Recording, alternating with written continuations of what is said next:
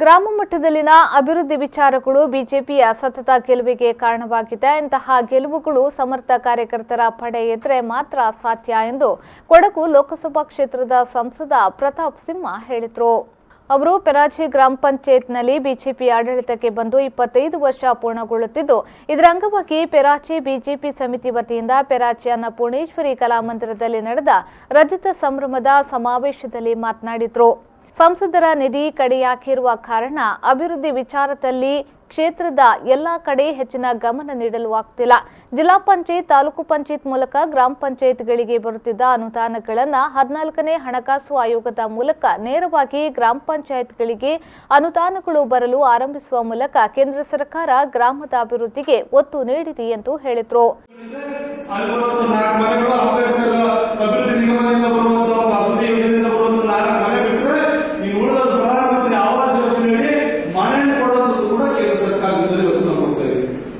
ಇದು ಒಂದು ಭಾಗ ಅಂದ್ರೆ ನಾವು 5 ಕೋಟಿ ಹಂಚಕ್ಕಾಗಲ್ಲ. ಆದ್ರೆ ಪ್ರತಿ ಪಂಚಾಯತಿಗೂ ನಾವು ಕೇಳ್ತಾರೆ, ಪಂಚಾಯತಿಗೆ ಒಂದು 50 ಲಕ್ಷ ಬಂದಿದೆ ಅಂತ ಹೇಳಿದ್ರೆ ಅದು ನಾವೆಲ್ಲರೂ ಕೂಡ ಪ್ರಯತ್ನ ಪಟ್ಟು ನೇರವಾಗಿ ಅನುದಾನವನ್ನು ಕೊಡುವಂತೆ ಮಾಡಿದ ಕಾರಣವಾಗಿ ಇವತ್ತು ಒಂದು ಕೇಂದ್ರ ಸರ್ಕಾರದ ಕೊಡುಗೆಯ ರೂಪದಲ್ಲಿ ಇವತ್ತು ಆ 50 ಲಕ್ಷ 60 ಲಕ್ಷ ಈ ದುಡ್ಡು ನಿಮಗೆ ಬರ್ತಾ ಇದೆ.